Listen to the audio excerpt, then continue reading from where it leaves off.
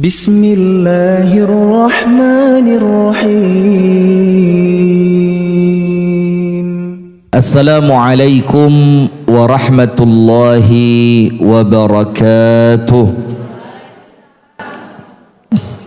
Ibu-ibu sekalian, jamaah pengajian At-Tanwir MI Muhammadiyah 1 Kecamatan Paring, yang semoga kita bersama senantiasa dirahmati dan diberkahi oleh Allah Subhanahu wa ta'ala. Puji dan syukur alhamdulillah kita haturkan kepada Allah atas limpahan nikmat yang Allah karuniakan kepada kita, sehingga di pagi hari yang penuh dengan keberkahan ini kita dipertemukan Allah, dikumpulkan oleh Allah di dalam majelis yang mulia ini dalam rangka menjalankan salah satu sebab datangnya cinta Allah kepada kita, salah satu sebab yang menjadikan rahmat Allah turun kepada kita, duduk di majelis yang menjadi salah satu sebab yang menjadikan dosa-dosa kita oleh Allah diampuni, yaitu majelis ilmu. Kita berdoa kepada Allah Ta'ala, semoga apa yang kita niatkan di pagi hari ini, Bu, ya, apa yang kita amalkan di pagi hari ini benar-benar mendatangkan rahmat dari Allah, dan apa yang kita amalkan dan kita niatkan mendatangkan ridha dari Allah Subhanahu wa ta'ala. Amin ya rabbal alamin.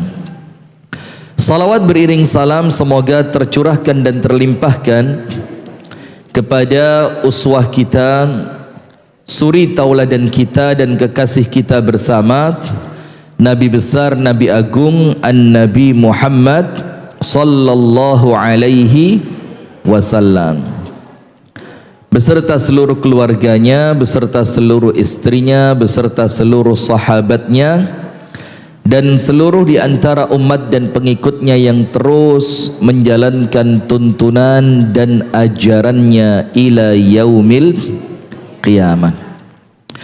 Ibu-ibu sekalian, di pagi hari ini tema kita adalah tajamnya lisan dan tulisan. Karena terkadang kita ini menganggap yang jahat itu cuma omongan yang keluar lewat lisan, padahal tulisan itu juga bisa menjadikan kita melukai orang yang membaca. Betul apa enggak? Apalagi sekarang ini musimnya saling sindir lewat status. Ayo, jadi mengakui dari mana? Saya nyeritain antum kok mengakui. Saling sindir lewat status.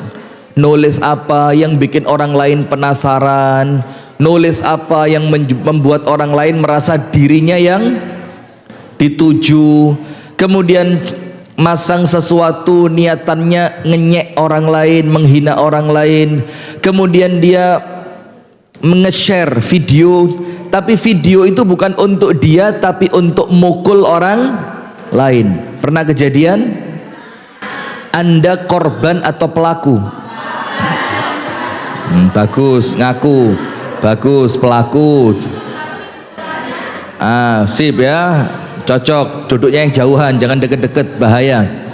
Nah, maka ibu-ibu sekalian, sekarang perlu kita fahami, ternyata kalau zaman dulu, Bu, belum zamannya medsos, belum zamannya orang punya SMS, orang punya WhatsApp, orang punya Facebook, orang punya Instagram dan yang lainnya, itu nyakitin orang lain biasanya karena apa? Lisan. Sampai dikatakan dalam sebagian ilmu tafsir tentang istri Nabiullah Zakaria alaihi salam.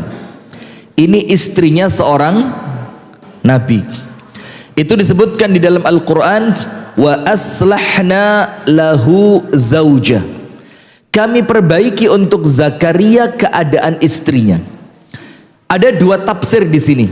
Yang pertama, istrinya Nabiullah Zakaria alaihi salam itu di awal Allah jadikan dia kandungannya itu mandul. Ketika Nabi Zakaria berdoa memohon anak, Allah firmankan wa aslahna lahu zaujah. Kami perbaiki kandungan istrinya, akhirnya dia menjadi perempuan yang bisa hamil. Dalam tafsir yang kedua, wa aslahna lahu zaujah, kami perbaiki keadaan istri Nabi Zakaria. Ibu-ibu tahu yang dimaksud apa? Disebutkan di dalam sebagian kitab tafsir, kana fi lisaniha tul. Di awal-awalnya istri Nabiullah Zakaria itu mulutnya panjang. A'azzanallahu wa iyyakum ajma'in. Apa artinya panjang? Banyak berbicara. Nah, kemudian oleh Allah wa aslahna lahu zaujah, kami perbaiki keadaannya dia, akhirnya dia menjadi perempuan yang pandai menjaga lisan. Karena pandai menjaga lisan, Allah karuniakan kandungannya bisa hamil. Berarti salah satu keutamaan menjaga lisan itu adalah narik kebaikan-kebaikan dari Allah Subhanahu wa ta'ala. Maka apabila ada orang yang belum mampu menjaga lisannya, maka kebaikan itu menjauh dari dia. Sebelah sana bisa, sebelah sana. Menjadikan orang bisa menjauh dari, menjadikan kebaikan itu jauh. Bukan cuma kebaikan, kalau ada orang ngomongnya kasar, kalau ada orang ngomongnya senengane nyindir kayak ustadz. Iya tuh. Saya kemarin pulang dikasih tahu sama istri saya, bang, kok lek ceramah gelek ngilokno ibu-ibu. Saya bilang kutuk ngilokno itu pujian, saya bilang. Itu pujian itu ya, karena ibu-ibu ini dilokno gak keroso. Kayak dipuji gitu loh ya. Nah, sudah.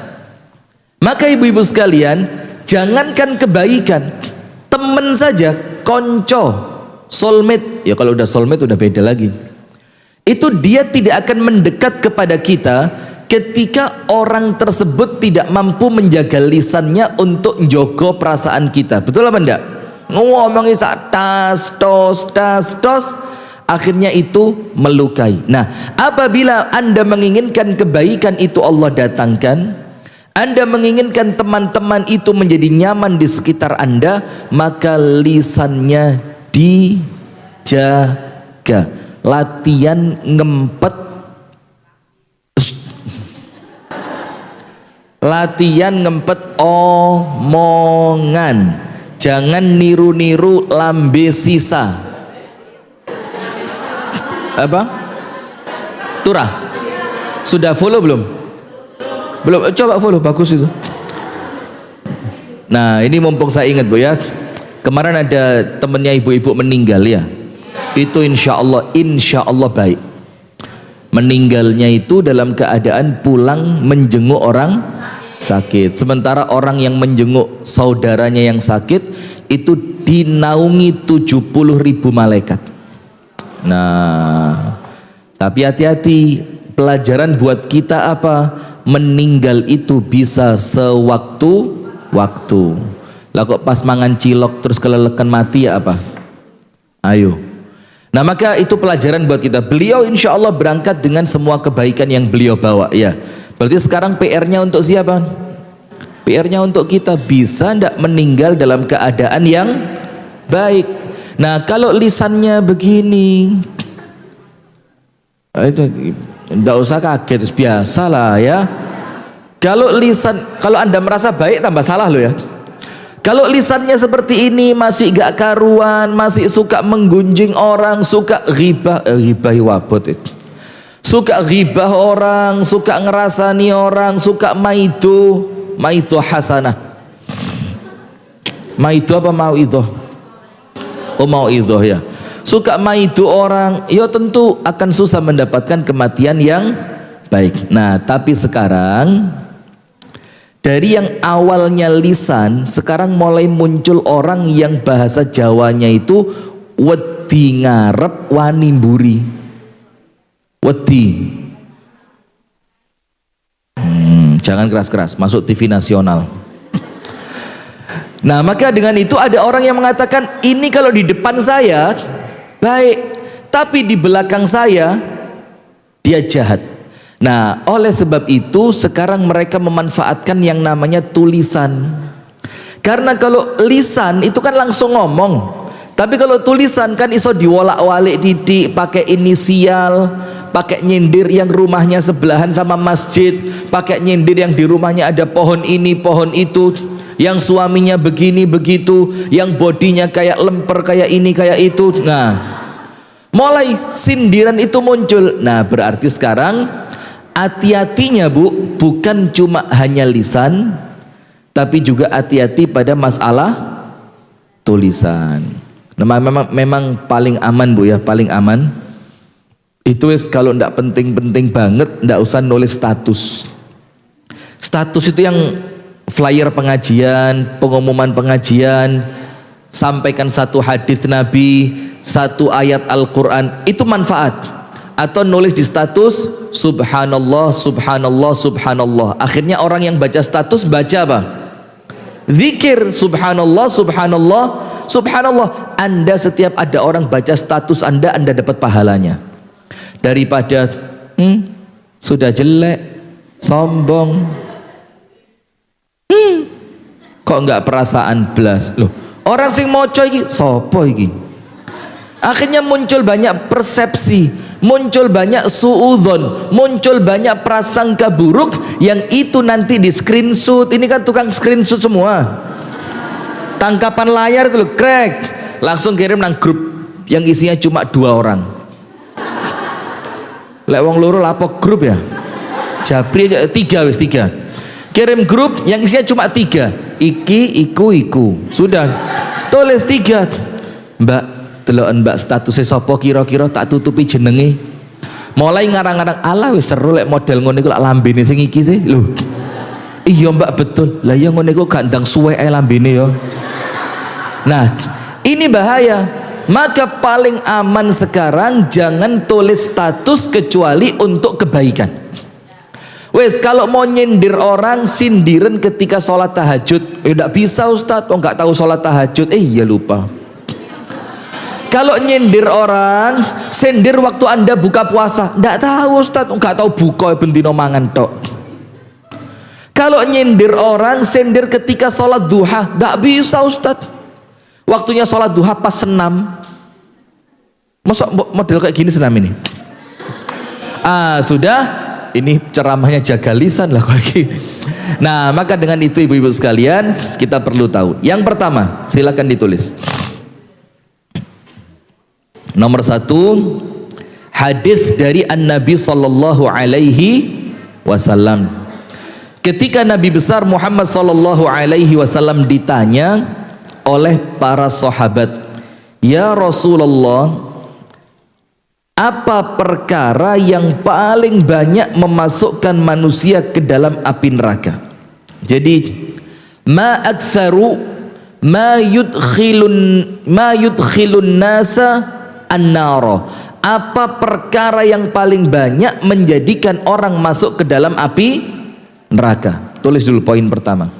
Rasulullah mengatakan, al-fam itu lisan, wal farj itu kemaluan.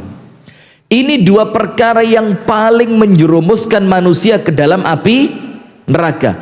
Berarti sekarang kalau lisan itu diganti tulisan, berarti tulisan yang menyakitkan orang lain, yang menjadikan orang lain suudzon, yang menjadikan orang lain berprasangka buruk, yang menjadikan orang lain baper.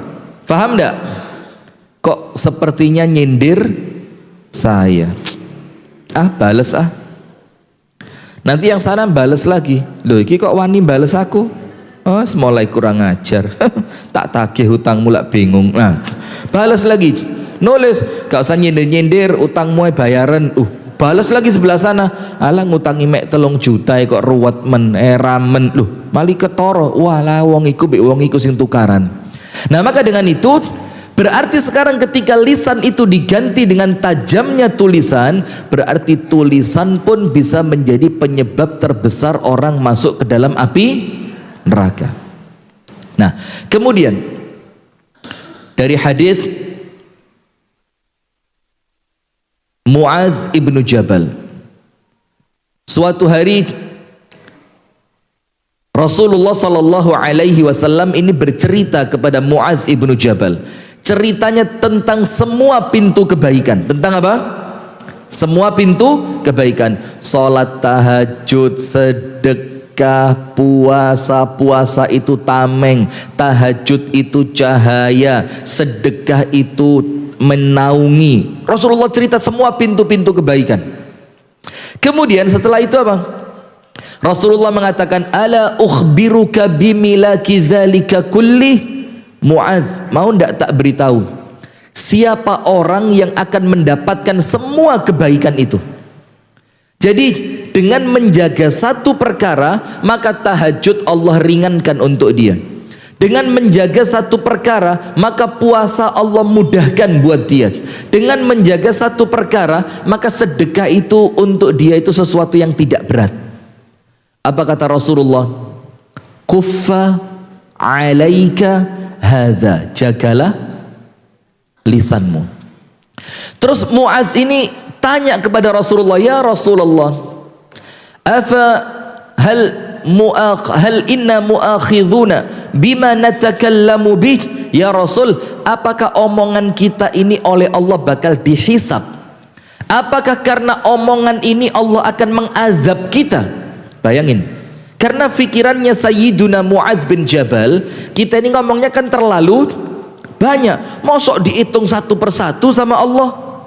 Masa dengan apa yang kita ucapkan yang kadang-kadang gak kepikir? Makan begitu kan, kadang-kadang ngomong itu kan asal keluar, asal ngomong. Mosok gara-gara itu kita akan oleh Allah dihisab sampai kemudian dihukum? Apa kata Rasulullah? Thaqilatka ummuka ya Muadz, semoga ibumu kehilangan kamu. Ini bukan doa, tapi ini ucapan kekecewaan. Mosok sekelas Muadz bin Jabal radhiyallahu anhu ndak faham gitu loh. Terus Rasulullah bilang apa? Wahal yakubbun nasu finnari ala wujuhihim au ala manakhirihim illa hasaida alsinatihim. Bukankah nanti di hari kiamat banyak orang-orang yang Allah seret kakinya di atas, wajahnya di bawah, seret, sampai masuk ke dalam api neraka? Itu karena hasil apanya? Lisannya. Nah, berarti dari hadis yang kedua, Bu, ingat, menjaga lisan itu narik semua kebaikan. Tahajud Allah mudahkan untuk orang yang lisannya terjaga. Puasa Allah mudahkan untuk orang yang lisannya terjaga. Sedekah Allah mudahkan untuk orang yang lisannya terjaga. Dan yang kedua yang kita ambil apa? Lisan ini menjadikan orang bisa masuk ke dalam api neraka. Faham adik-adik? Anda kok serius sekali sih, kak kayak wingi? Yuk, coba yang ceria ya. Saya kok katut malian. Coba. Pare ini kan ngaji di mana aja orangnya kan sama ini. Iya. Mau ngaji yang sebelah sana, sebelah sini, situ, sono. Iki tok kan? Nggak ada makhluk lain kan? Nggak ada sudah ya. Kenapa? Ustadznya juga sama. Masya Allah. Ini coba mbok satu orang ngejak satu temen satu gitu loh caranya. Cek saya ndak bosen ngelihatnya itu, ada wajah-wajah baru gitu loh. Besok lagi konco sing lawas ditinggal ngejak sing anyar gitu loh, Bu. Nah ini pancet ya, kono ngene. Nggak ada variasi. Sudah, astagfirullah. Sekarang hadis yang ketiga, perhatikan. Hadis yang ketiga. Rasulullah sallallahu alaihi wasallam bersabda, nanti saya di akhir akan sampaikan 14 bahaya lisan. Termasuk berarti apa? Tulisan. Sekarang muqaddimah. Kemudian hadis yang ketiga, ini jelas. Ini adalah tolak ukur. Tolak ukur itu apa? Tolak ukur itu apa? Ya tolak ukur ya. Tolak ukur itu ukuran, timbangan atau apa? Pinter. Ya mizan nanti di hari kiamat. Tolak ukur, ukuran, ciri apa? Ya terus apa lagi? Buka kamus besar bahasa Indonesia. Standar. jazakumullah, itu yang saya maksudkan. Masya Allah, sehati ya. Itu gini loh. Standarnya orang yang imannya baik. Jangan kier. Ini dapat hadiah, silakan. Kadang seneng, iya. Nanti dapat hadiah. Anda mau yang mana? Ini aja? Ini termasuk hadiah? Oh bukan. Rawon, mahal rawon sekarang, naik harganya. Keluak mahal. Oh iya, pernah. Gini. Saya ini pecinta rawon. Makan rawon kemana aja, tidak bisa ngalahkan rawon Kasembon. Oh itu gini, ramesnya belum pernah, enak, kabeh enak, soto nih enak. Umi saya itu saobai tangan enak. Bakso, ayo terus apa lagi? Yang belum pernah kualat nanti. Sudah, wes, sudah Bu. Nah, maka standar orang itu imannya baik atau tidak, Bu? Akhirat penting apa enggak? Kehidupan setelah kematian itu berat atau ringan? Berat. Kemudian kepingin nanti setelah meninggal istirahat atau diazab? Gak pakai istirahat. Nanti di kuburan kepingin mendapatkan nikmat kubur atau azab kubur? Kepingin kuburannya diluaskan atau disempitkan? Diluaskan. Sekarang standarnya satu, orang yang mendapatkan semua kebaikan setelah kematian, saya ulang, orang yang mendapatkan semua kebaikan setelah kematiannya itu orang yang imannya baik. Nah sekarang standar iman baik itu apa? Dengerin hadisnya, man kana. Nulis apa? Kok bisa nulis bahasa Arab ya langsung ini? Nulis apa? Man kana, ya pakai Latin bagus. Man kana yu'minu billahi wal yaumil akhir. Siapapun orangnya yang beriman kepada Allah dan beriman kepada datangnya hari akhir. Apa yang menjadi standarnya dia? Apa yang menjadi cirinya orang tersebut?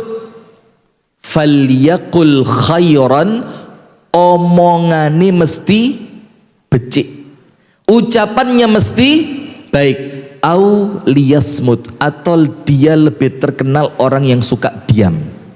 Tapi kadang-kadang ya susah, karena kita ini kalau biasa sama teman-teman itu heboh, moro-moro tiba-tiba kita diem, itu temen akan, bojomu gak mulia, mesti gitu.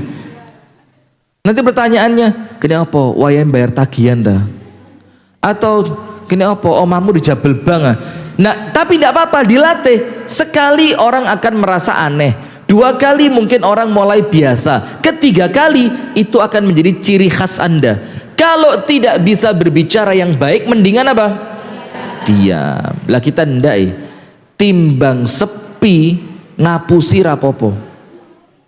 Timbang sepi wis cerita ngarang-ngarang apa-apa, timbang sepi. Padahal ini tolak ukur untuk orang yang imannya baik dan kehidupan setelah kematiannya insya Allah baik. Apa iman yang kuat tadi? Barang siapa beriman kepada Allah dan beriman dengan datangnya hari akhir, hendaknya dia berbicara yang baik atau lebih bagus diam. Nah sekarang kita mulai. Ibu-ibu sekalian yang dirahmati oleh Allah Subhanahu wa ta'ala, apa 14 penyakit lisan? Dan ini disebutkan oleh Al-Imam Al-Ghazali rahimahullahu ta'ala di dalam kitabnya Ihya Ulumiddin. Dalam kitab apa? Ihya Ulumiddin. Al-Imam Al-Ghazali menyebutkan ada 14, yang sebagian di antara 14 ini memiliki kemiripan, mirip. Sebagiannya apa? Mirip. Tapi kalau dijelaskan secara terperinci maka ternyata berbeda. Ternyata apa? Berbeda. Nah sekarang begini Bu. Wama yalfidhu, dan tidaklah engkau melafatkan. Melafatkan itu apa? Mengucapkan. Min qaulin, satu ucapan saja, kok lemu, Ternyata omongan itu langsung mancep di hati nih wong. Padahal yo sik lemuan kono lho. Itu maka lihat, wa ma yalfidhu min qaulin, tidak ada satupun ucapan yang engkau ucapkan illa kecuali ucapan yang sudah keluar tadi. Saya mau tanya, bisa ditarik apa enggak? Bisa ditarik apa enggak? Bisa ditarik apa enggak? Illa ladaihi raqibun atid, kecuali dari ucapan itu ada malaikat yang mengawasi dan ada malaikat yang mencatat. Berarti Bu, kalau orang itu senantiasa ngomong tidak pernah punya rem, nanti hisab untuk amalannya saja sudah makan hisab untuk omongannya saja itu sudah memakan waktu yang cukup panjang. Itu baru menghisab apanya? Omongannya, belum matanya, belum telinganya. Seneng ngrungokno Denis itu. Ini dihisab sama Allah nanti, kuotanya dihisab, telinganya dihisab, waktunya dihisab. Jujur, yang pernah lihat atau pernah lihat banyak, yang belum pernah lihat. Yang belum pernah lihat Denis, angkat tangan. 1. Belum tahu? Masuk akal. 2, 3, mana lagi? Belum pernah? Oh pernah. Mana lagi? Belum lihat? Bagus. Mana lagi? Belum? Serius? Belum? Yang gitu loh. Belum? Belum? Serius? Bagus. Dari sekian ribu orang cuma 5 yang belum. Anda sudah? Orang no alasan, ndak sengaja muncul. Ya stalking memang, iya kan? Coba, nah hati-hati Bu. Kenapa? Itu baru omongan saja. Wa ma yalfidhu min qaulin illa ladaihi raqibun atid. Apa yang kita ucapkan ono malaikat sing ngawasi, ada malaikat yang mencatat. Apakah Anda kira malaikat nyatet percuma saja, sia-sia saja? Enggak. Malaikat itu nyatet Bu untuk dilaporkan kepada siapa? Allah. Sementara lihat, wa innar rajula, ada seorang laki-laki. Boleh jadi dalam hadis ini laki-laki diganti perempuan. Wa innar rajula, ada seorang manusia, la yatakallamu bil kalimati, ngomong cuma satu kalimat. Mbak, bojomu kok ketok tuwek. La yulqi laha balan, yang ketika ngomong itu ndak dipikir. Banyak ada yang begitu. Ya asal alah ketemu sak kelebatan moto kepingin ngomong, lho mbak kok mali rambutnya putih kabeh bojomu. Nah, oh ya jari Pak Jokowi lek rambutnya putih pantes dadi presiden. Meneh dicet kabeh. Nah kan, satu kali ucapan bret yang sekelebatan kelihat mata, lisannya tidak mampu ngerem, akhirnya apa yang dilihat diucapkan, yang dilihat diucapkan, yang dilihat diucapkan, tidak pernah mikir perasaan orang. Anda tahu, wa innar rajula la yatakallamu bil kalimati min sakhatillah, yang omongan itu ternyata tidak diridhoi oleh Allah. La yulqi laha balan, yang ketika ngomongnya gak dipikir belas. Apa yang terjadi? Fayuhwa fi jahannam sab'ina kharifa. Orang itu sama Allah dilemparkan ke dalam api neraka selama 70 tahun. Berapa Bu?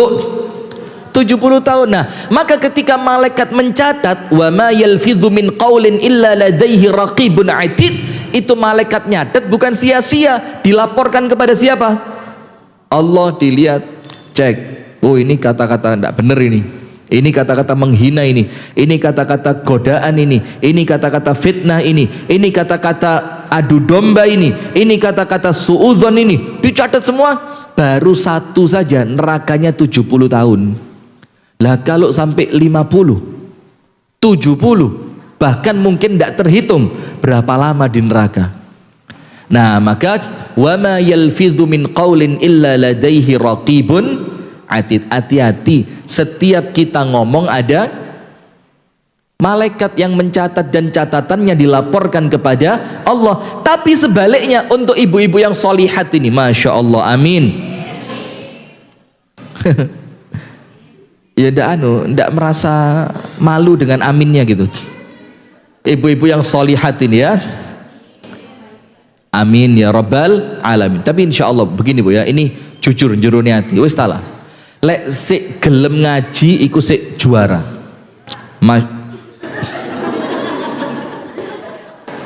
Ya ndak usah dijawab gitu ya, biasa aja lah ya. Lah kok ya iyalah. Lah kok Ustaz Diyani gitu. Sudah. Insya Allah Bu ya. Kalau masih mau ngaji, insya Allah baik. Kenapa? Setiap dia mulai lupa, diingatkan lagi. Mulai males, disemangati lagi. Sama suami mulai berani, sekarang di majelis taklim dinasehati lagi. Sehingga setiap dia pulang dari majelis taklim, dia mendapatkan kebaikan-kebaikan yang baru. Amin ya rabbal alamin. Nah, sekarang sebaliknya. Tadi ngomong satu kalimat ndak dipikir, ternyata menjadikan Allah murka. Akhirnya masuk neraka berapa? 70 tahun.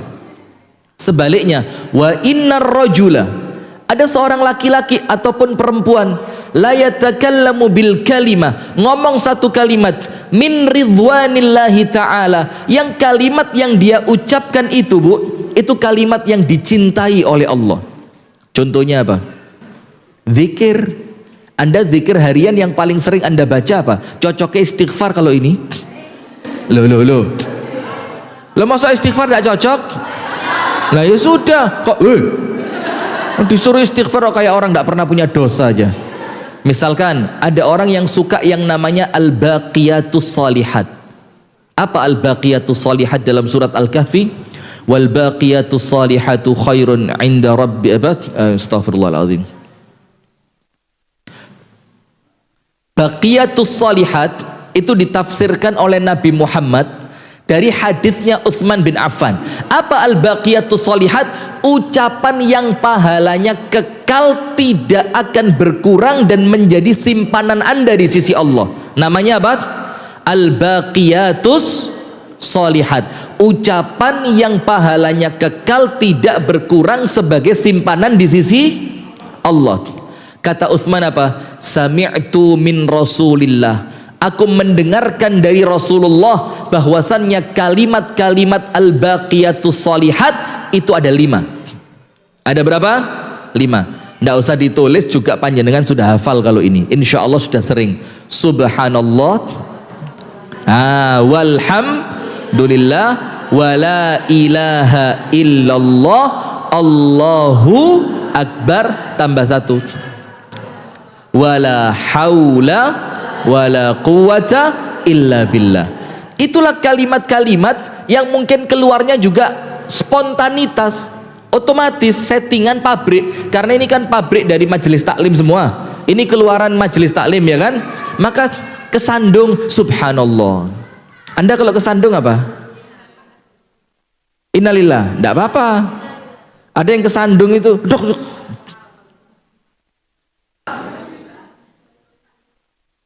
Ada yang kesandung itu keluarnya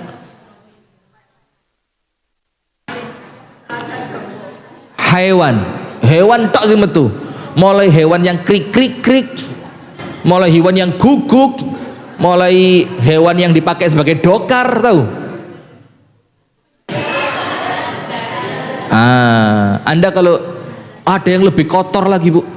Dan ada restoran, tahu? Ada restoran semua waitersnya, waiters ngerti enggak? Iya, memang saya sok keren aja ngomong waiters, padahal yang ngerti pelayannya itu semuanya latah.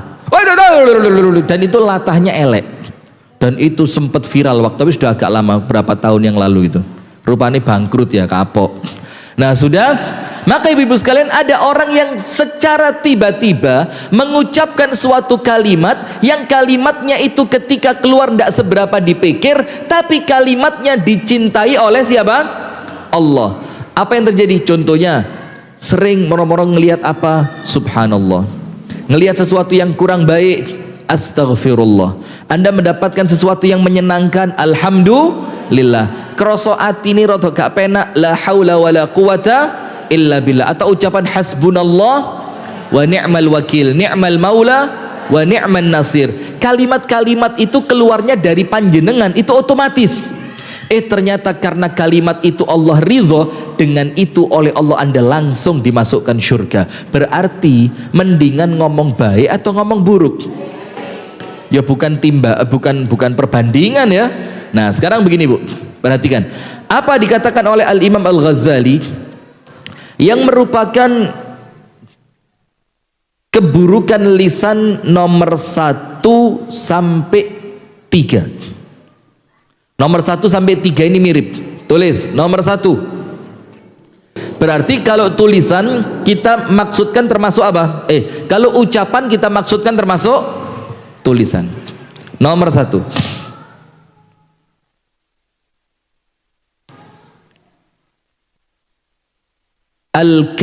Al-kalamul ladzi la manfa'ata fihi walladzi yuqassi al-qalb. Ucapan yang tidak manfaat, yang kalau kebanyakan menjadikan hati keras. Nomor 1 apa? Ngomong, berbicara, berucap atau nulis sesuatu tapi yang dia tulis tidak mendatangkan manfaat. Apa dampaknya kata Imam Ghazali? Mengeraskan hati. Itu nomor 1. Jadi ngomongnya itu dibilang dosa sebenarnya ya enggak. Tapi pertimbangannya bukan lagi dosa atau tidak. Pertimbangannya apa Bu? Ini levelnya naik. Ini kalau tak tulis manfaat atau tidak. Kalau dianggap tidak ada manfaatnya, nanti hati-hati. Waktu kita untuk menulis sesuatu yang tidak manfaat itu akan kita sesali.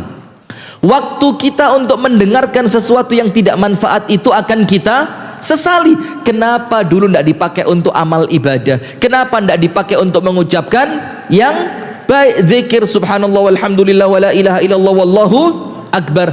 Padahal panjenengan juga tahu 2 kalimat ringan di lisan, berat pahala timbangan, dicintai oleh Allah yang Maha Rahman. Kalimatnya apa?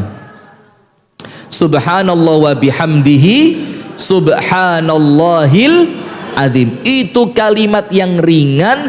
Allah cinta. Tadi hadisnya apa? Kalau Allah cinta dimasukkan surga dan pahalanya besar.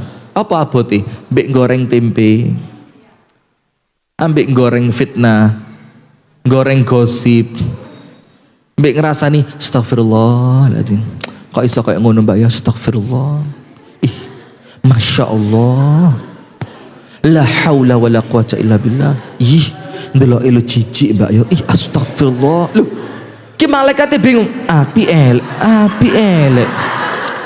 Ini suwe-suwe kesian ngerasani tapi astagfirullah.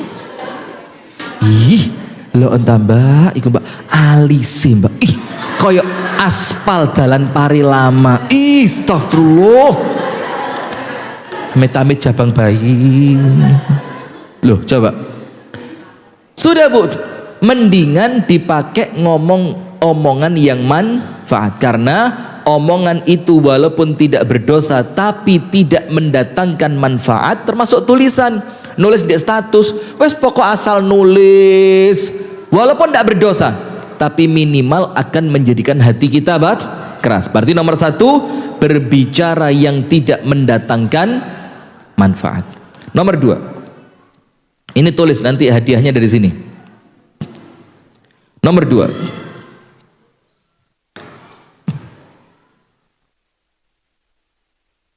kathratul kalami yuaddi ila kathratil kadhibi. Banyak omong. Nomor 2 tulis, banyak berbicara yang apa? Menjadikan banyak berdusta. Banyak berbicara, namanya orang banyak bicara kadang-kadang kecampuran apa? Bohong. Pingin Mbak aku kepeduk Mbak sing situ iki. Nah, wes ceritanya dari awal baik terus sesuai fakta. Lama-lama karena yang diajak berbicara kurang antusias ditambahi. Lah kok moro-moro Mbak ndek sirai metu tanduke ya Mbak. Tuh. Itu yang diajak ngomong langsung melek.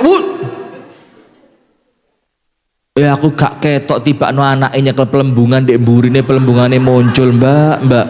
Oh alah, lemes maneh. Nah, maka banyak bicara ini akan berpotensi menjadikan orang yang banyak berbicara banyak apa? Dusta. Kunci mobil saya di sana tadi. Mana? Oh, astagfirullahaladzim, mobil mahal itu. Sudah. Apa tadi? Banyak bicara. Apa dampaknya banyak? Sekarang gini dulu. Kalau berbicara yang tidak manfaat, dampaknya apa? Mengeraskan hati. Sekarang banyak berbicara, dampaknya apa? Akan menarik ucapan dusta. Sekarang yang ketiga, apa penyakit lisan yang ketiga disebutkan oleh Al-Imam Al-Ghazali? Omong kosong, al-kalam al-fadhi. Kalamul fadhi, kalam fadhi. Apa kalam fadhi itu? Omongannya itu tidak ada isinya, omong kosong. Kalau bahasa kita, ayo coba bedanya dengan yang pertama apa? Yang pertama tadi apa? Berbicara yang tidak bermanfaat. Bedanya dengan omong kosong apa? Apa? Tidak ada kenyataannya, itu bohong. Ayo. Ngedabrus mana? Yang suka ngedabrus? Begini. Kalau nomor satu, omongannya itu tidak mendatangkan pahala, juga tidak mendatangkan dosa, tapi tidak memberi manfaat. Sementara yang ketiga, dalam bahasa Arab lebih tepatnya apa? Mujamalah. Mujamalah itu apa? Basa basi. Basa basi itu begini, Bu. Anda pulang dari luar kota bareng teman-teman karena habis acara kemanten, bicara bareng-bareng satu mobil, nyewa elfnya Bu Sevi Rahayu, sudah sewa, sudah. Sopirnya suami tercinta, mana Bu Sevi? 10%. Jangan lupa rekening SDO ya. Sudah nyewa elfnya Bu Sevi, seret. Ketika malam pulang, iki wis capek semua, satu mobil capek.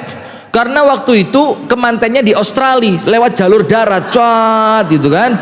Capek. Ketika diturunkan di rumah peserta pertama ngomong, "Mbak, mampir yuk." Apa daripada nanti capek nginep di rumah saya, mumpung suami saya ndak di rumah, mau ndak? Padahal jero atine, Bu. Ojo wis, aku wis kesel ngantuk, engkok ngeladeni tak turu wae sampean mulio. Padahal dalam hatinya itu cuma sekedar karena basa-basi, omong kosong, dia berusaha nyenengin orang lain. Anda tahu enggak, Bu? Ketika Anda janjeni orang lain, janjeni itu apa sih? Nyemayani. Nyemayani itu apa? Memberi harapan, belum tentu palsu. Memberi harapan positif. Itu, Bu, kadang-kadang Anda ngomongnya asal ngomong, tapi harapannya dia dari ucapan Anda itu begitu besar. Jangan ngecewakan orang dengan besarnya omongan Anda. Tak cerita nih. Ini kisah fiha ibar. Cerita yang di dalamnya mengandung banyak pelajaran. Ceritanya begini. Ada seorang raja mau pulang masuk ke istananya. Ternyata di jalan tadi ada seorang laki-laki tua di musim dingin dan puncaknya musim dingin. Laki-laki tua itu sampai jenggotnya ini keluar saljunya, saking dinginnya. Terus raja tanya, "Apa kamu nggak kedinginan?" Katanya orang tua tadi, "Maliya libasun dafi." Saya tidak punya baju untuk menghangatkan saya. Baju saya cuma ini. Terus katanya raja apa? "Kif makanak," tetap di sini. Saya tak masuk ke istana, tak ambilkan untuk kamu jaket yang tebal. Sudah kan? Akhirnya raja masuk istana. Laki-laki tadi apa? Nunggu. Ternyata raja lupa. Apa yang terjadi, Bu? Orang itu mati dan sebelum mati nulis surat. Wa'duka yudha'if quwwati. Janjimu tadi malam menjadikan kekuatanku melemah. Padahal tiap malam aku kuat tidak pakai jaket. Gara-gara kamu ngomong jaket, mindset saya berubah. Saya menunggu jaket sampai saya merasa begitu dingin, sampai saya mati. Terus itu apa? Wa'duka qatalani. Janjimu membunuhku. Ini gara-gara omong kosong. Jok khawatir, Mbak, tahun ngarep tak rabi. Oh, seneng Ustaz. Itu dirabi Ustaz. Waduh cerita rono. Anda kok mencep lu kenapa? Macem-macem sampai kemudian ke salon tiap hari. Ternyata ustadznya basa basi. Bukan gosip, basa basi. Ya sekedar seneng ngono lho. Mosok wis bendina muncul gak digudoblas kan ya gak penak. Nah, sudah, maka ingat. Dari 3 perkara ini Bu, ayatnya 1, tulis. Nomor 1 apa? Berbicara yang tidak mendatangkan manfaat. Nomor 2, banyak berbicara akhirnya memunculkan dusta. Nomor 3, omong kosong. Apa dampaknya omong kosong? Menjadikan orang lain besar harapan. Apa dampaknya omong kosong? Ini hadiahnya loh, ini nanti yang 3 ini. Oh, yang paling besar. Kena suaranya blas. Nanti rusak tak kopiah-kopiah. HP harapan palsu. Harapan palsu. Sudah. Apa nomor 3 dampaknya? Menjadikan orang lain besar harapan. Padahal kalau Anda ndak niat ngasih, jangan dikasih omong kosong, jangan dikasih basa basi. Mbak mampir nang omah. Yo teh sak cingkir rong cingkir. Wis kadung mudun, teh gak metu.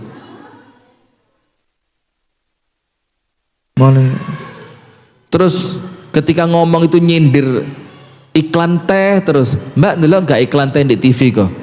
Kising tuan rumah gak faham-faham. Ya Allah, nah sudah. Ayatnya 1, tulis surat Al-Mu'minun. Surat apa? Al-Mu'minun. Ayat berapa? 3. Surat Al-Mu'minun ayat yang ke-3. Walladzinahum, orang-orang beriman itu siapa mereka? Al-Mu'minun ayat berapa? 3. Walladzinahum 'anil laghwi, tentang sesuatu yang tidak mendatangkan manfaat, sesuatu yang tidak ada manfaatnya, sesuatu yang sia-sia, mu'ridun, mereka menghindari. Itu ciri orang beriman. Maka hadis yang lain dikatakan apa? Min husni islamil mar'i, ciri baiknya keislaman seorang manusia, apa cirinya? Tarkuhu ma la ya'nihi, dia mampu meninggalkan apa-apa yang tidak mendatangkan itu ciri kalau Islamnya baik. Kalau dipandang tidak manfaat, ditinggal sama dia. Nah, itu Bu, nomor 1, 2, 3 ayatnya surat Al-Mu'minun ayat berapa? 3. Sekarang yang keempat.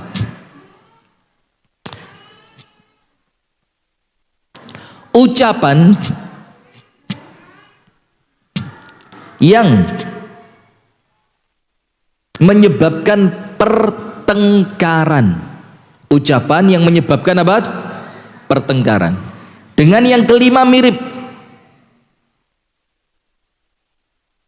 Yang kelima apa? Banyak ngomong yang menyulut emosi. Mirip apa enggak? Nomor 4 apa? Ucapan yang menyebabkan pertengkaran. Nomor 5, banyak bicara yang akan memunculkan permusuhan. Yang keenam, mereka yang berbohong dengan mengaku apa? Ngerti sesuatu padahal dia ndak ngerti. Sudah, sekarang lihat hadisnya begini. Nomor 1, ucapan yang memunculkan pertengkaran. Contohnya apa? Namimah. Namimah itu apa? Adu domba. Begini Bu, omongan satu orang dipindah ke orang lain, tujuannya apa? Merusak hubungan 2 orang yang bersahabat. Mbak, sampean kan deket sama orang itu. Iya, saya deket sudah lama 5 tahun. Padahal Mbak, kalau ndak ada sampean dijelek-jelekkan, itu loh saya mendengarkan langsung. Akhirnya temennya tadi merasa marah. Akhirnya muncul apa? Permusuhan di antara mereka. Ini mirip-mirip dengan namimah. Kalau banyak bicara yang memunculkan apa ini? Banyak berbicara yang memunculkan permusuhan itu apa? Lihat. Kullu syai'in lahu bad'un. Segala sesuatu itu ada pembukanya. Betul apa enggak? Pengajian tadi ada pembukaannya enggak? Membaca apa? Basmalah. Kan seperti itu. Wa bad'u kulli adawatin al-mizah. Segala sesuatu itu ada pembukaannya, dan pembukaan permusuhan itu apa? Bercanda. Pembukaannya permusuhan itu apa? Guyon. Guyon kalau sudah keterlaluan. Ya namanya guyon, Bu, ya kan awalnya untuk mengakrabkan, supaya suasana tidak kaku, supaya Anda saling mengenal dengan apa ya? Dengan yang lain. Nah, tapi masalahnya kalau keterusan, lama-lama kan menjadi apa? Permusuhan. Berarti yang kedua lebih dekat kepada candaan yang berlebihan. Berarti bukan yang kedua, yang kelima ya. Kemudian yang keenam, mereka yang berbohong dengan mengaku ahli sesuatu. Tak kasih dalilnya. Begini, ibu-ibu pernah dengar enggak sahabat Nabi yang oleh Nabi Muhammad didoakan kecelakaan untuknya gara-gara memberi fatwa tanpa ilmu? Tahu? Memberi fatwa tanpa ilmu, sampai yang diberi fatwa tanpa ilmu tadi jadi korban meninggal dunia. Terus Rasulullah bilang, qataluhu qatalahumullah, kalian telah membunuhnya, semoga kalian dibinasakan oleh Allah. Tahu ceritanya? Ada seorang laki-laki dari kalangan sahabat Nabi safar. Safarnya bareng-bareng beberapa orang. Di tengah jalan, yang satu kepalanya kejatuhan batu. Anda kalau umroh ya di Mekah atau Medina, atau terutama Mekah, itu kan kalau Anda melakukan city tour, itu kan gunungnya gunung batu. Nah, itu dia kejatuhan batu dari atas, hattan kasara ra'suh, kepalanya pecah. Sudah, akhirnya istirahat. Setelah istirahat, dia ketiduran. Setelah bangun tidur, ternyata orang itu mimpi basah. Wah, kok iso ya wis sirai koyo ngono kok sik mimpi sing macem-macem. Hus. Sudah, jangan macam-macam mikirnya. Pokok intinya dia mimpi basah. Ketika bangun menjelang adzan subuh, dia ngomong sama teman-temannya, "In kasara ra'si," kepalaku pecah. "Wa kharaja minhu dam," dan mengeluarkan darah yang sangat banyak. "Wa ana ihtalamt," dalam keadaan aku baru saja mimpi basah. "Fahal tajiduna li rukhsatan bi an atayammam," kalian lihat enggak saya punya keringanan untuk tayamum saja, enggak perlu mandi wajib atau mandi besar. Apa kata teman-temannya? "Ma ra'aina lakum rukhsatan," kami tidak melihat kamu punya keringanan untuk mandi besar. Untuk tayamum berarti harus mandi. Akhirnya orang tadi mandi dengan polosnya, dia mandi, kepalanya kemasukan air, na'udzubillah, sampai ternyata orang itu meninggal dunia. Sampai di Madinah, Bu, diceritakan kepada Rasulullah. Maka ini hati-hati, jangan gampang ngasih nasihat teman tentang rumah tangganya kalau Anda hanya mengharapkan dia cerai. Kayak ngono, Mbak. Amit-amit jabang bayi, pegatan luluhe apik, Mbak. Mumpung bojoku siap rabi mbek sampean. Ini mbak-mbak rotok ngene rupanya ya. Hati-hati, Bu. Maka dengan itu akhirnya orangnya wafat. Dilaporkan sama Nabi Muhammad, "Ya Rasulullah, ahadun minna asabahul hajar hatta kasara ra'suh." Ya Rasul, salah satu dari kami kejatuhan batu sampai kepalanya pecah, keluar darah, dia tidur mandi besar, kami bilang tidak ada keringanan untuk tayamum, wajib mandi. Faghtasal, akhirnya dia mandi. Famat, kemudian dia mati. Apa kata Rasulullah? "Ama sa'alu idza lam ya'lamu." Kenapa kalau kalian tidak ngerti tidak mau tanya? Maksudnya Rasul, kalau tidak ngerti jangan memberi jawaban, nanti merusak orang lain. Rasulullah marah, Rasulullah murka. "Qataluhu," kalian telah membunuhnya. "Qatalakumullah," semoga kalian dibinasakan oleh Allah. Ini hati-hati, ngaku pakar sesuatu, ngaku ngerti sesuatu, ngomong, nulis, nyatet, caption segala macam, akhirnya omongannya mencelakai orang lain. Itu yang keberapa? Keenam. Yang ketujuh, ini ibu-ibu banget. Tulis, ini paling bagus ini, tulis. Yang ketujuh, ucapan yang mengandung caci maki, termasuk tulisan yang mengandung apa? Caci maki, termasuk maaf, ngeritik presiden, kritik kebijakannya cukup. Nggak usah ngeritik anu ya kok gak lemu-lemu, atau ngeritik apanya lagi, penampilannya gini. Anda kok jauh sampai istrinya segala. Iki pembahasannya jaga lisan loh Bu. Astagfirullah. Nah sudah, kalaupun Anda ngeritik presiden, cukup kritik apanya? Kebijakan. Tapi fisiknya jangan. Ibu-ibu pernah dengar cerita semangka rusak enggak? Kabeh belum. Anda ini ngaji apa biasa nih? Gini, ada seorang suami beli semangka. Setelah dia beli semangka, semangka itu diberikan kepada istrinya. Sama istrinya dibelah. Ternyata semangka itu sudah layu, itu pun tidak merah. Istrinya marah. What? Kan gitu kalau marah. Ya apa? Anda kalau marah apa? Diem. Bagus. Bersyukur kalau marah Allah jadikan diem. Bersyukur. Lek marah, saya kalau marah tidak pernah teriak-teriak. Tak blokir nomornya istri saya, tak jak ngomong, selesai. Selesai urusan. Percuma ngamuk, tuas gari loro hati. Wong wedok iku diamuk gak tambah seneng, tambah loro hati. Diemin, blokir nomor HP-nya, gak usah diajak ngomong, turun di kamare.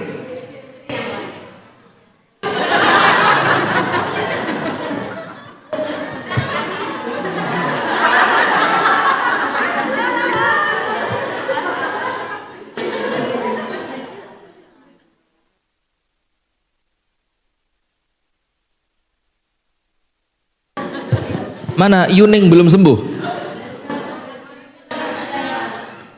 Takziah ketemu, ngaji ndak? Bagus Yuning, lanjutkan. Masya Allah.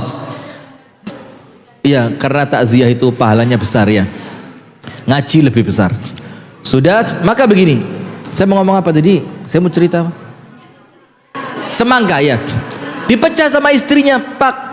Ternyata semangkanya layu dan berwarna putih. Bahasanya alum pucet gitu loh. Sudah, maka istrinya marah. Ndak pinter milih semangka. Ini lihat, uangnya keluar, belinya mahal, semangkanya jelek. Terus suaminya bilang apa? Kamu tidaklah mencela itu apa? Menghina dari semangka yang rusak ini, kecuali salah satu di antara tiga. Nomor satu, kamu mencela saya, suamimu. Padahal saya tidak mungkin niat beli semangka yang jelek, mesti saya milih yang terbaik. Berarti kamu tidak mencela saya, karena saya pasti cari yang terbaik. Nomor dua, kamu mencela penjualnya. Padahal penjual pun sama, tidak mungkin dia menjual kecuali semangka yang terbaik. Berarti kamu tidak mencela penjual dong. Mencela siapa? Pencipta semangka ini. Siapa penciptanya?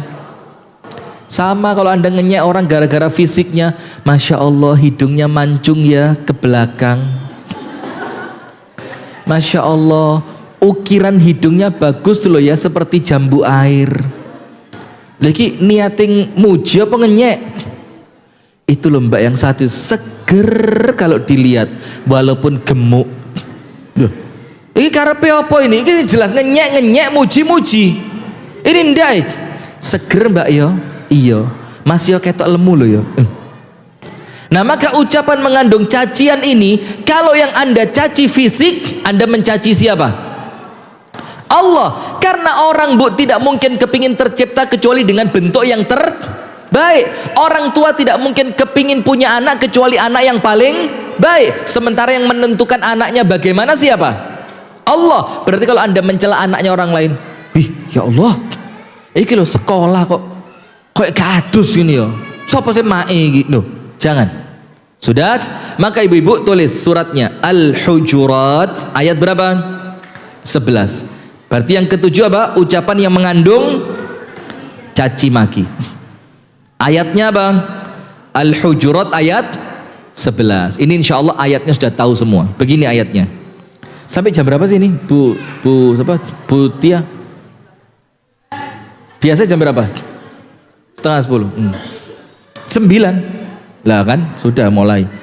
Sebelah sana setengah 10, sebelah sini 9. Jadwalnya sampai 5 menit lagi. Sabar. Iki banyak yang pergi karena anaknya istirahat ya. Begini. Ya ayyuhalladzina amanu la yaskhar qaumun min qaumin asa ayyakunu khairan minhum. Wahai orang-orang yang beriman, janganlah kalian mencela kaum yang lain. Boleh jadi yang kalian cela lebih baik dibanding yang mencela. Wala nisa'un min nisa'in asa an yakunna khairan minhunna. Dan jangan sampai perempuan yang satu mencaci perempuan yang lain. Boleh jadi yang dicaci lebih baik dibanding yang mencaci atau menghina. Wala talmizu anfusakum wala tanabazu bil alqab. Dan jangan memberikan julukan-julukan yang jelek. Bi'salismul fusuqu ba'dal iman. Wa man lam yatub fa ulaika humudz zalimun. Orang yang tidak tobat makalah dia orang yang zalim. Sekarang yang ke-8, laknat. Yang ke-8 apa? Laknat. Dan kalau di masyarakat Indonesia jarang dengar. Tapi kalau orang Arab itu metu tuh Allah yal'anabuk katanya. Semoga Allah melaknat bapakmu. Kalimat mal'un. Pernah dengar enggak kata-kata itu? Terlaknat kamu. Wah, itu kalimat-kalimat yang harus dihindari. Kenapa? Nabi Muhammad mengatakan lastu bu'itsu la'anan. Aku ini dikirim oleh Allah bukan untuk tukang laknat. Bukan untuk melaknat orang. Walakin bu'itsu rahmatan. Tapi aku diutus untuk memberi rahmat. Termasuk laknat ini apa? Kalau bahasa kita saiki Bu, maaf loh ya, mesuh itu loh. Ngerti mesuh? Itu kata-kata kotor yang dalam konotasi dalam ucapan Imam Ghazali ini itulah laknat. Misui wong. Yang di podcast-podcast itu apa itu? Tidak paham saya. Nah, kata-kata yang mengandung laknat.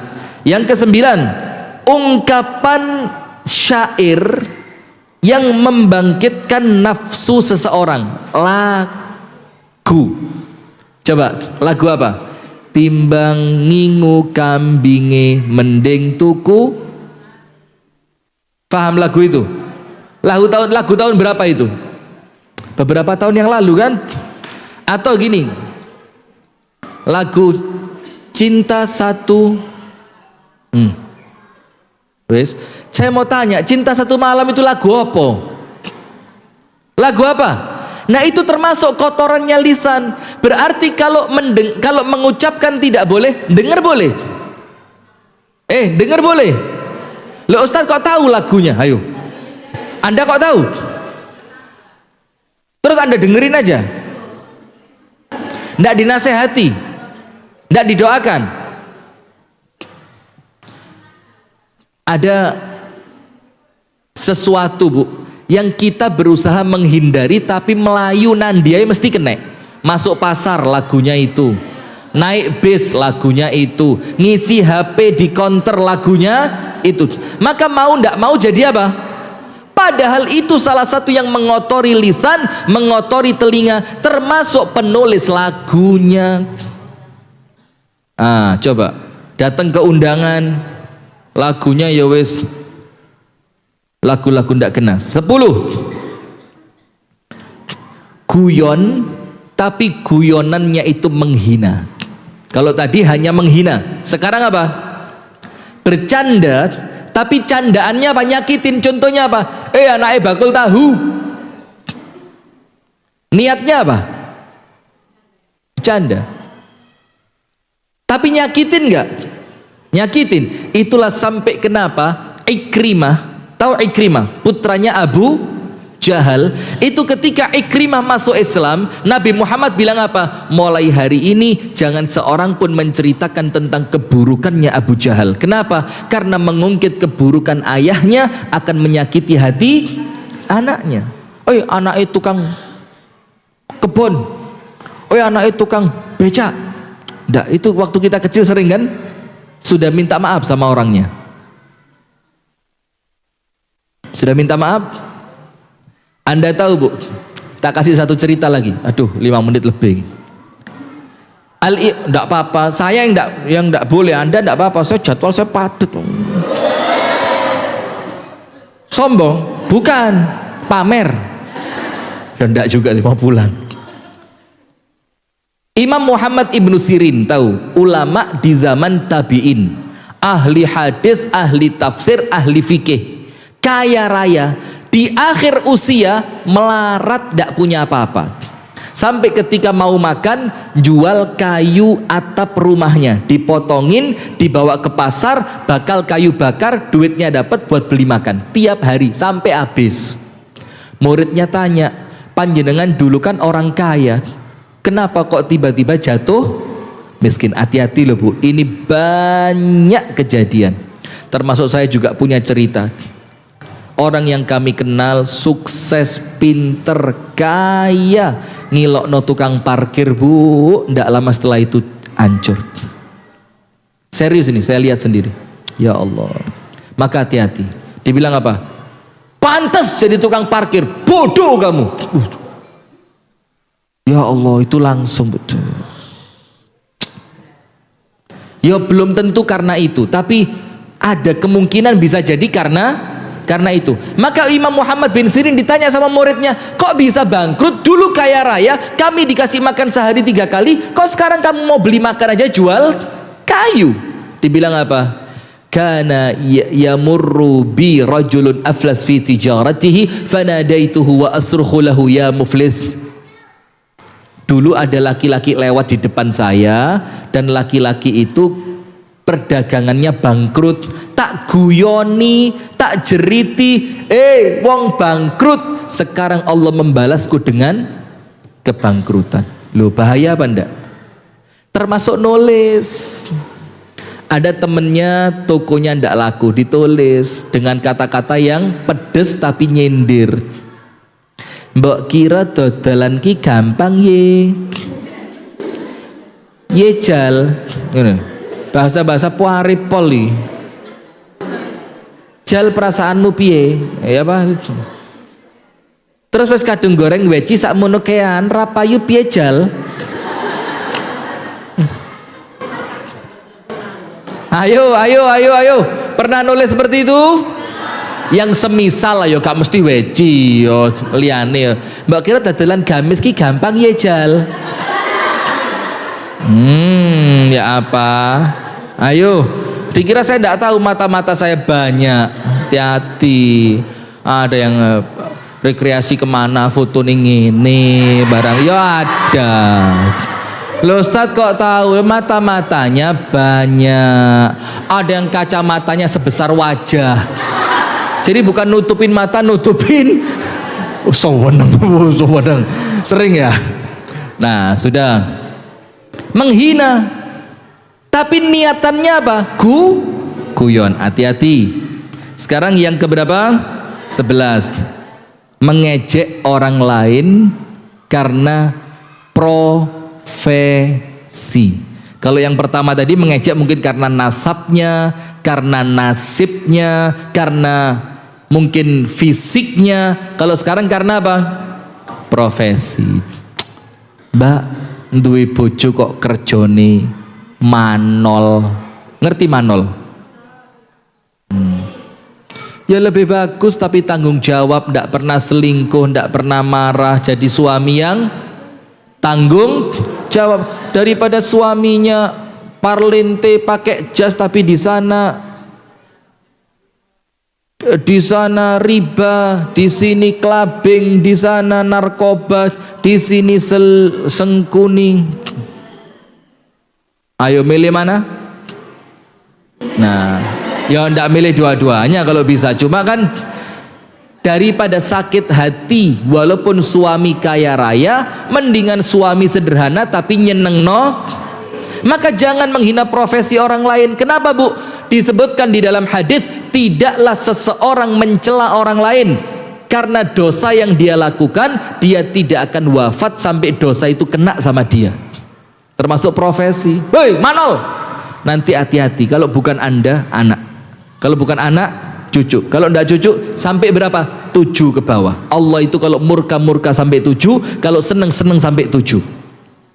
Maka itulah ikhtiarkan mulai diri kita dulu yang Allah senangi, nanti 7 ke bawah oleh Allah disenangi.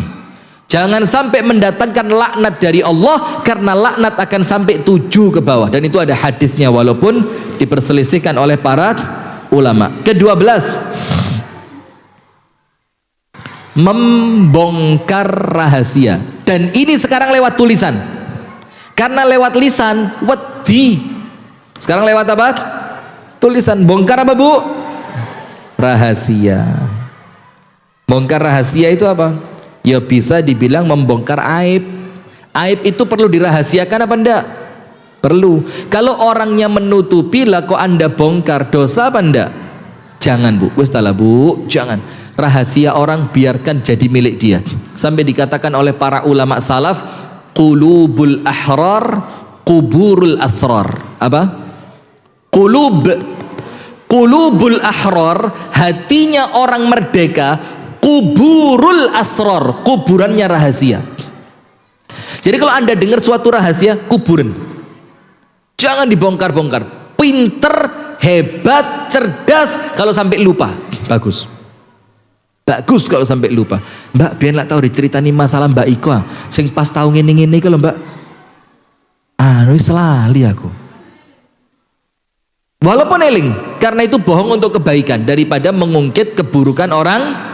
Jangan Bu, aduh, yang paling susah itu kalau yang dibongkar aib tentang apa? Keluarga. Jangan. Anda punya teman nikah dengan seseorang yang nikahnya sama dia dirahasiakan, ojo kepingin ruh, jangan. Ini penyakit.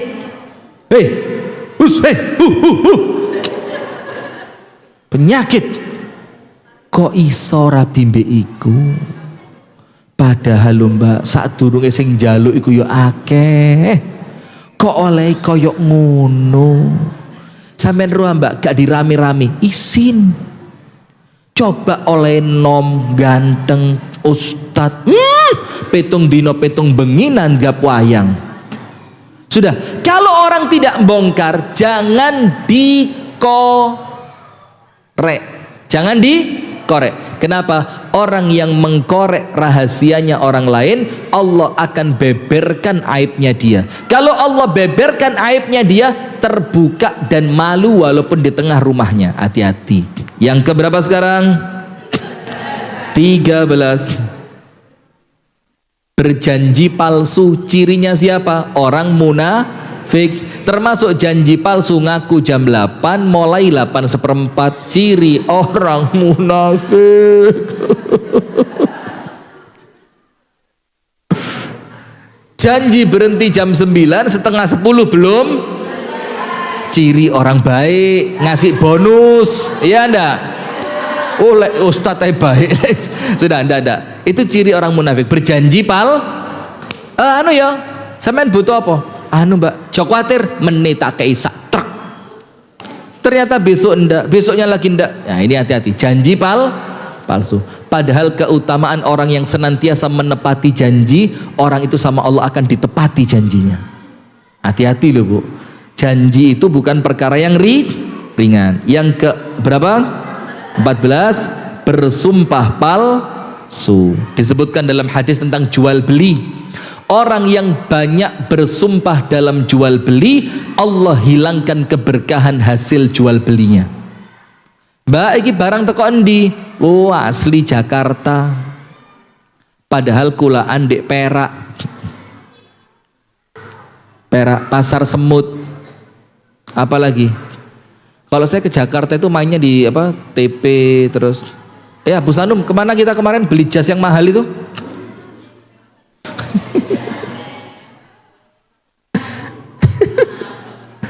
Tanah Abang. Nah sudah. Yang terakhir apa Bu? Banyak bersumpah. Wabil khusus untuk melariskan barang dagangan. Pertanyaan pertama, nomor 1, 2, 3 sebutkan plus dalilnya. Tak kayak sing paling gede. Silakan Mbak. Nomor 1, 2, 3 apa? betul, silakan. Masya Allah, ambil, serius, ambil, serius, serius. Oh, Masya Allah, Anda saya lihat dari tadi semangat nulis, ambil, ambil. Tolong Mbak, kasihin Mbak. Ini Masya Allah, Anda paling semangat loh dari tadi. Tapi di majelis taklim yang lain belum pernah kelihatan Anda. Datang terus, ya sudah, ini hadiah, ambil. Mau apa enggak? Enggak mau ya wis. Sebutkan 1, 2, 3 plus dalil. 1, 2, 3. Silakan, serius ini. 1, 2, 3. Silakan Ibu. Tidak manfaat. Banyak bicara akhirnya banyak berdusta. Nomor 3, omong kosong. Omong kosong itu apa? Basi. Dalilnya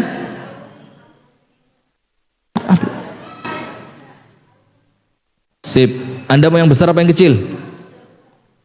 Besar. Ketipu, wenteng pol. Ini malah antep. Silakan yang besar. Ya kira rezeki. Ternyata isinya jam digital. Bisa menghitung langkah gerakan kaki. Jazakillah khair. iPhone. Coba tuker. Sudah. Pertanyaan berikutnya masih ada 3. Sebutkan mengapa Imam Muhammad Ibnu Sirin bangkrut di akhir usianya, plus cerita. Kita ambilkan yang berat. Ini berat. Kayaknya minyak wangi nih. Iya, minyak wangi. Saya ini ahli nerawang. Ayo, Imam Muhammad bin Sirin tadi yang awalnya kaya raya, ternyata terakhirnya kalau beli makan jual kayu reng di. Ayo apa ceritanya? Cerita Mbak, menghina orang lain. Ya apa ceritanya? Ada orang apa? Ini nih. Ada orang gagal. Ayo angkat tangan, jangan. Orang yang lewat seperti apa? Jazakillah khair. Orang lewat dicandain apa? Bangkrut. Akhirnya oleh Allah dihukum dengan kebangkrutan. Berarti bahaya apa enggak Bu? Bahaya. Padahal niatnya apa? Guyon. Jangan lewat kamera ya, viral Anda nanti. Sudah, ada 2 lagi. Pertanyaan berikutnya.